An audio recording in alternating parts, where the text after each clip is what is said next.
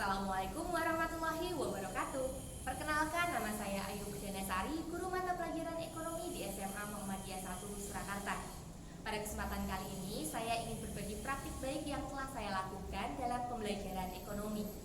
Pandemi COVID telah berlalu, kegiatan pembelajaran sekolah sudah dilakukan tentunya dengan menerapkan protokol kesehatan. Peserta didik yang awalnya terbiasa dengan belajar sendiri di rumah harus mulai terbiasa bersosialisasi di dalam kelas.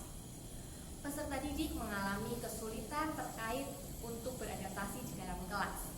Nah, hadirnya kurikulum merdeka dengan program pembelajaran paradigma baru itu membuat mereka melakukan pembelajaran sesuai dengan kebutuhan, minat, dan bakat yang mereka miliki, sehingga kemampuan kompetensi yang mereka miliki bukan hanya pengetahuan, tapi untuk keterampilan juga dapat berkembang secara optimal. Maka dari itu, saya ingin berbagi praktik baik yang saya lakukan dalam kegiatan pembelajaran ekonomi terkait untuk meningkatkan kompetensi peserta didik. Melalui kegiatan pembelajaran terdiferensiasi, khususnya untuk terdiferensi produk. Adapun langkah-langkah kegiatan yang saya lakukan terdiri dari beberapa tahap. Tahap yang pertama yaitu tahap perencanaan. Dalam tahap ini ada beberapa hal yang harus dilakukan. Yang pertama, kami memanfaatkan komunitas belajar untuk melakukan diskusi terkait perangkat pembelajaran. Di sini kita melakukan kegiatan sharing praktik baik sehingga dapat menginspirasi dalam melakukan kegiatan pembelajaran, khususnya dimulai dari kegiatan perencanaan pembelajaran. Adapun yang perlu kita persiapkan, yang pertama itu ada modul ajar. Modul ajar di sini sudah ada pemetaan untuk kebutuhan peserta didik. Di sini ada pemetaan berdasarkan minat, kesiapan, kemudian profil belajar, sehingga kita bisa gunakan dalam melakukan kegiatan pembelajaran terdiferensiasi, sehingga memudahkan kita dalam melakukan kegiatan perencanaan.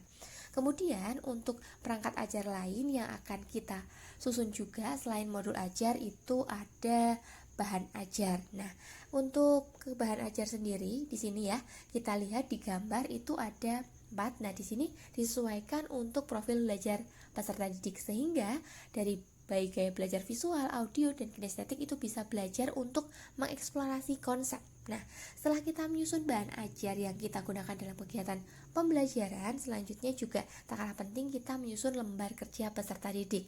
Tentunya tantangannya sudah disesuaikan dengan kebutuhan peserta didik. Pada perencanaan kali ini saya menggunakan diferensiasi produk untuk hasil penyajian karya sehingga mendapat mereka lebih mengekspresikan diri. Selanjutnya, selain LKPD yang kita susun, kita juga harus menyusun yang namanya ini yaitu assessment. Nah, di sini untuk assessment sendiri juga sangat penting ya, selain LKPD. Nah, untuk assessment sendiri itu kita lihat di sini untuk LKA assessmentnya itu ada assessment awal pembelajaran, kemudian juga ada sikap, kemudian ada keterampilan dan pengetahuan. Untuk sikap saya ambil untuk penguatan profil pelajar Pancasila dari gotong royong dan bernalar kritis. Kemudian untuk yang penilaiannya untuk presentasi saya sudah menyusun untuk rubrik penilaian presentasi. Kemudian selain itu juga lembar pengetahuan itu terkait tentang jawaban mereka. Meskipun dalam hasil karya tentunya juga ada lembar penilaian untuk submateri yang ada konten di dalamnya seperti itu. Ini yang akan kita gunakan untuk asesmennya. Kemudian setelah kita menyusun asesmen, kemudian modul ajar, kemudian ada bahan ajar, LKPD, lanjut ke tahap selanjutnya yang harus kita lakukan.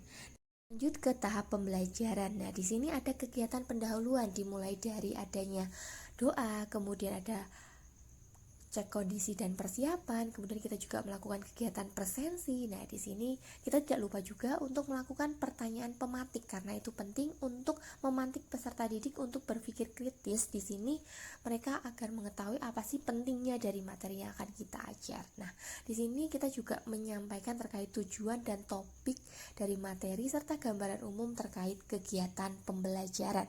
Lanjut ke kegiatan inti, itu adalah kegiatan intinya di sini terkait kegiatan diskusi. Nah, di sini juga berdasarkan pemetaan, jadi ketika kita memberikan arahan itu juga sesuai dengan apa yang kita rencanakan di dalam modul ajar. Nah, di sini saya memberikan arahan tentang bagaimana untuk pengerjaan karena setiap kelompok berbeda. Nah, di sini salah satu penyajian hasilnya. Ini ada salah satu hasil untuk yang gaya belajar audio visual, mereka mempresentasikan hasil mereka menggunakan PowerPoint ya di sini. Setelah itu visual gambar dan ada narasi yang mereka sampaikan kepada teman-teman mereka. Kemudian di sini terlihat ya mereka lebih enjoy dalam menikmati kegiatan pembelajaran karena ini sesuai dengan kebutuhan belajar mereka dan cara mereka untuk mengekspresikan diri dalam menjawab pertanyaan.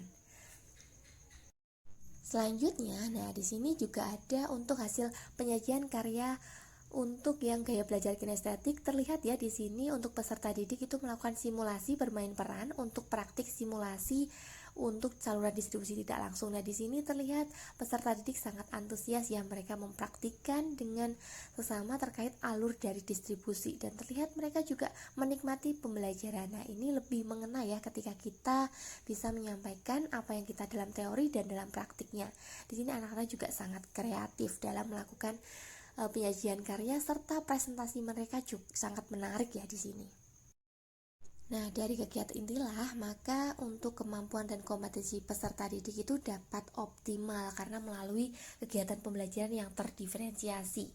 Sehingga ini sangat bermanfaat ya bagi mereka terutama dalam mengembangkan potensinya. Kegiatan ini tadi, kemudian lanjut ke kegiatan penutup. Nah, untuk kegiatan penutup saya selalu melakukan penarikan kesimpulan dilanjutkan dengan kegiatan refleksi. Nah, untuk kegiatan refleksi sendiri tidak hanya secara lisan tapi juga memanfaatkan teknologi karena ini sebagai bekal mereka untuk bisa adaptasi juga ya dengan perkembangan teknologi. Saya juga menggunakan biasanya Google Form, kemudian ada Mentimeter, kemudian ada Paddle.com yang saya manfaatkan untuk melakukan kegiatan refleksi karena biasanya kan refleksi di akhir untuk lebih menyemangati mereka. Jadi salah satunya saya menggunakan teknologi dalam kegiatan refleksi ini dan terlihat untuk suasana belajar tetap kondusif meskipun pada akhir pembelajaran.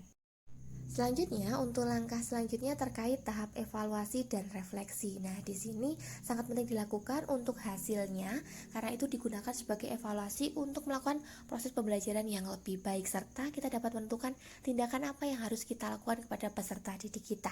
Jadi, evaluasi dan refleksi ini sangat penting dilakukan. Sekian terkait tentang langkah-langkah pembelajaran terkait tahap perencanaan, tahap pelaksanaan, dan tahap evaluasi dan refleksi yang dilakukan sehingga dapat memberikan dampak yang positif bagi perkembangan kompetensi peserta didik.